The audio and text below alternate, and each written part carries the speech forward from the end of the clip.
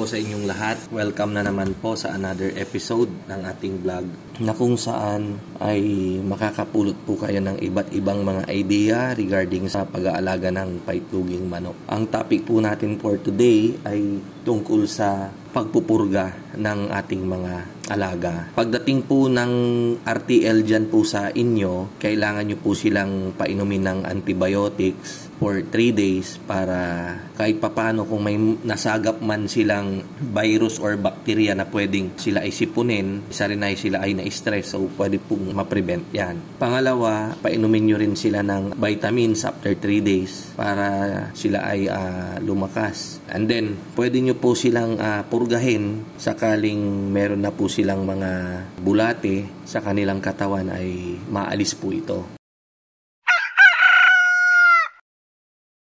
Paano ba ang pagpupurga? Unang-una, ang gagamitin nyo pong pamurga ay yung pang tapeworm. So, si LDI po, merong product, yung kung tawagin nila ay tape terminator. Para po siya sa tapeworm. Andun po yung dosage, pakibasa na lang dun sa label. Or meron na rin po akong mga nauna na vlog, pwede nyo rin tignan yon para inyo pong masundan. Ilang araw ba kung tayo ay mamurga? Isang araw lang po. Kapag tayo ay namurga ngayon, ganun pa rin po every morning lang from 6 a.m. hanggang 9 a.m. After 2 weeks, uulitin po natin yan. Kapag merong mga itlog yon, hindi po yun mamamatay eh. Yung itlog na yon, kusang pipisa po yon. Yun na naman po yung panibagong bulate na lalaki dyan sa katawan ng ating mga alagang manok. Tandaan nyo po yan. And then after nyo magpurga, plain water na po yung inyong ipapainom sa araw na yon. Kapag magpapainom po kayo ng purga, medyo uhawin nyo po yung inyong mga manok ng at least mga 30 minutes. Ganado silang uminom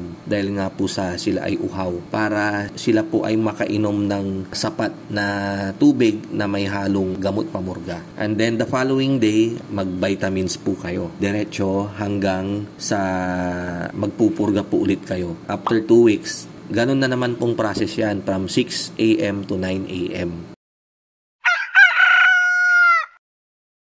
Maaring tanungin ninyo, okay Mang Mags, nakapagpurga na po kami, dumating po yung RTL namin, sinundan po namin yung inyong tinuro na sistema. Namurga kami and then after 2 weeks, pinurga na naman namin sila. So ang tanong Mang Mags, kailan ba ulit kami magpupurga? Magpupurga po kayo after 6 months. Medyo matagal-tagal pa po kasi nga po kapag sinundan nyo yung sistema natin, halos lahat naman talaga nung tapeworm ay knockdown, naubos lahat. Kaya lang may possibility magkakabulati po ulit yung ating mga alagang manok. Ngayon sasabihin niyo, bakit Mang Mags, paano magkakabulati? Hindi naman sila nakagala. Sila po ay nasa battery cages, naka full confinement system. May mga langaw, may possibility rin na may madala silang bulate. Dahil yung langaw, mapansin nyo po, di ba, palipat-lipat po yan. Carrier po sila ng iba't ibang klaseng microorganisms. Ganun na naman po yan. After 6 months, purga na naman po kayo, isang araw, and then the following day, vitamins na naman, and then after 2 weeks, repeat nyo na naman po yung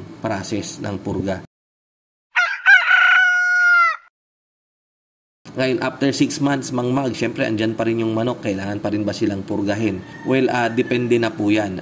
Minsan po kasi, nagpupurga po ulit kami kapag medyo bumagsak po yung aming production. Minsan po, walang sipon, hindi naman na-stress yung manok, hindi naman naubusan ng feeds, hindi naman naubusan ng tubig. Pero bakit ganon? Bagsak pa rin yung production. Baka naman may bulati na tong mga manok ko. Yan, so, pinupurga po ulit namin sila.